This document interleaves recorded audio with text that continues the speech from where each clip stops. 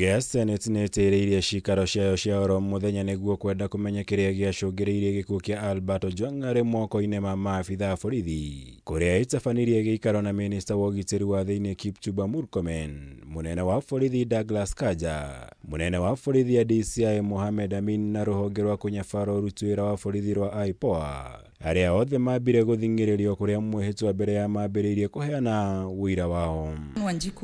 Ni giikaro-ini giki Minista wa UGITIRI wa THIINI Kipchumba Murkomen acemanirie uthiũ gwa ũthiũ na maseneta aria maramuthing'iriria kuiyeheria giturwa-ini giake thutha wa kwira maseneta ati we ndarĩ handũ akuruhanĩtio na njĩra yothe na ũthuthuria ũyũ munene wa borithi no ũbatiĩ gũtarĩria bũrũri kĩrĩa gĩathire na mbere, ũndũ ũrĩa wonekire kũrakaria maseneta makĩmũria kwĩyeheria wĩra-inĩ angĩkorwo nĩ aremetwo. You have the audacity to come and face the Parliament of Kenya and tell Kenyans that you don't see, you don't know. CS Murkomen, please, for the respect of this young man, you are yet to grow a child up to the age of 31. Can you immediately resign? You are not fit to be in that docket. I know even of a particular senator, Mr. Speaker, who never even waited for 2 months, whose natural national chorus is Murkomen must resign, Murkomen must be fired. Mr. Speaker, even when I was 2 months to the office, that was the song he was singing. Mr. Speaker, I am used to that song. No igũrũ rĩa ũguo Murkomen eteteire akiuga ũthuthuria wa rũhonge rwa IPOA nĩguo ũbatiĩ gũtuithania nũũ wagĩrĩire kwĩyeheria wĩra-inĩ wake. Ĩndĩ ti maseneta gũtuithania nũũ wagĩrĩire gũtigithio wĩra hatarĩ na mĩthingio yothe ya kĩwatho kana gũkorwo na wĩra wa kũmũtigithia wĩra ũcio. You truly don't know what you're playing with.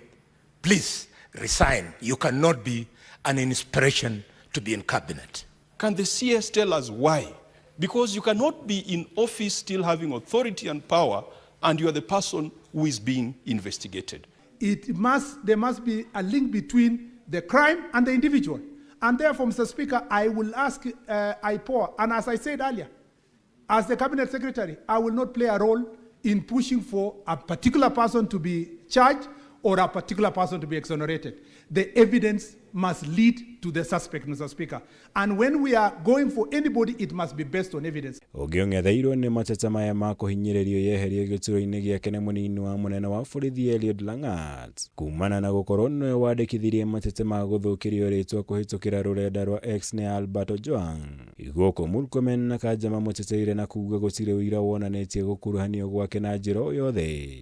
Noguo nĩ harĩ bata kũhe mweke ũthuthuria ũrĩa ũratabanio nĩ IPOA kũrĩkĩrĩra. Mr. Speaker, why is DIG LANGAT still in office when it is his complaint that triggered the chain of actions and reactions that led to the death of this young man? Can the Inspector General tell us why? Can the CS tell us why? Why have you found it difficult to advise the necessary authorities that ELIUD LANGAT be dismissed from service?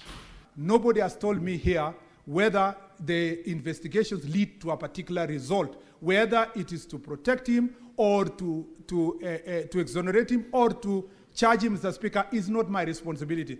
That responsibility rests with independent police oversight authority if they find any culpability, Mr. Speaker. Mr. Speaker. Ngĩribotera Kameme TV, njĩtagwo Mwaura Wagunya. As the Vice